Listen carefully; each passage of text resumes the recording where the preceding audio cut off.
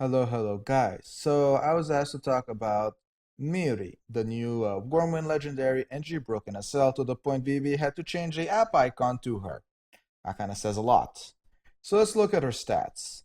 First thing, power number one, a pretty nice value right there, especially when she doesn't have any E.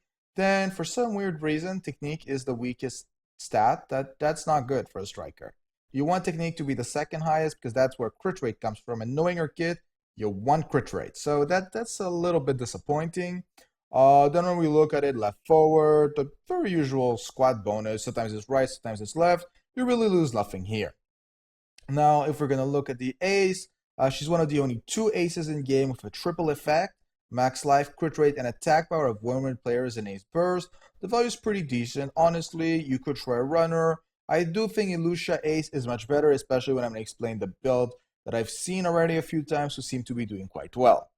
Now, active shot. Consume the remaining spirit by 1 bar and increase the attack power by 50%, critical rate by 20% per 1 spirit bar. Now, the thing is, this is unique because it's going to be consuming per bar. So if you have 3 bars, it will eat 3 bars. If you have 2 bars, it'll eat 2 bars. Now, this is very powerful, especially since at the E, this will be buffed by normally 10% and 5% here. And it's great just because you're going to be able in one active to get 150% attack power, and you're going to be able to get 60% critical rate.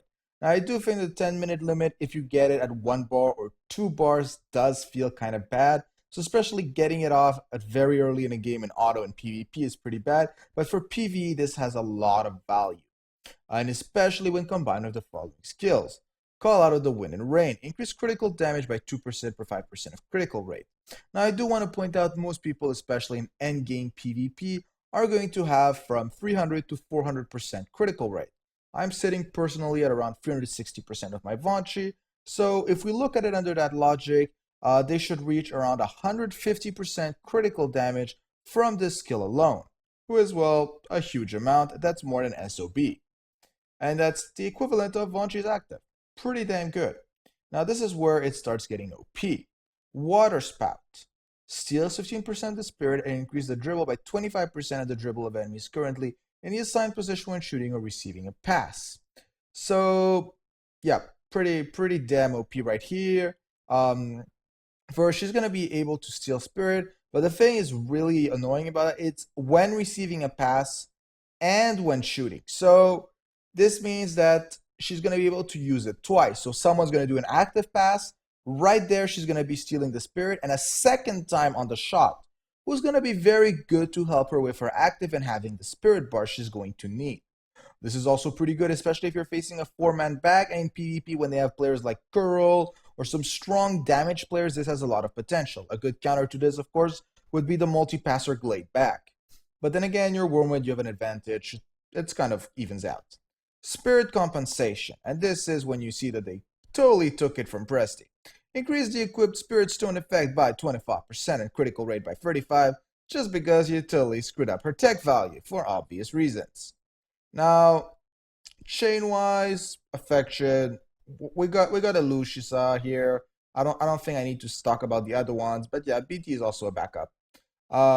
Friendship, Iolos. I don't think I need to talk about the other ones, but if we really want to, Beth, maybe. I don't know.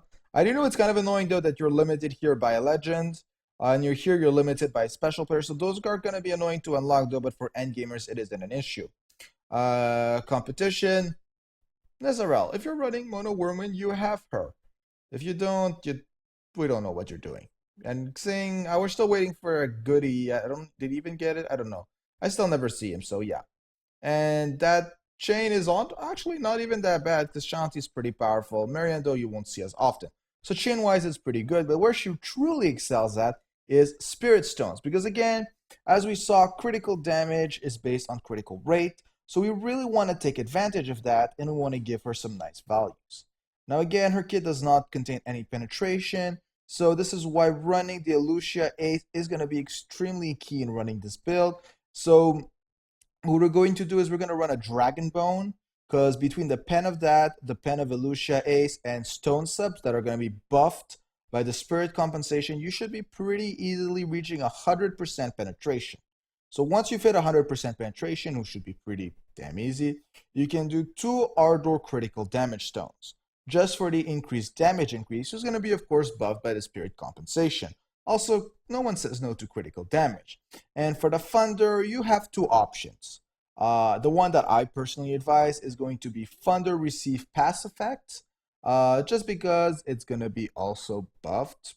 That's all never a bad idea. So you're going to be like 38% receive pass effect, if I remember correctly.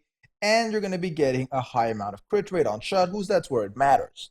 So in combining all of this build, and if you work on the sub should be honestly just divided between penetration and critical rate, because everything else you can get easily. If we're talking about dribble, there's honestly no point in trying to get anymore, because the dribble you're going to steal and the pass effect receive is going to give you a nice value. So you don't even want to play with that.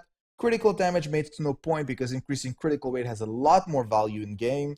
And penetration, well, once you hit the 100% cap, then you can stop caring, so just try to hit it. Do I think she's broken? Do I think she's a #1 striker in game?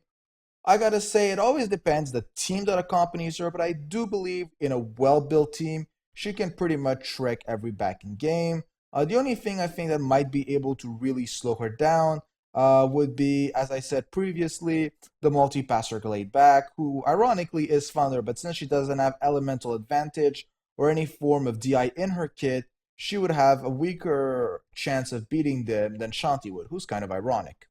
So if this helps the people understand how she's run, again, we're still waiting to see how as some new build emerge. If people try to use the new Wormwind Stone, there's a lot of options. We're just waiting to see exactly what they will do. So I hope this gives you guys a good understanding and have a good day.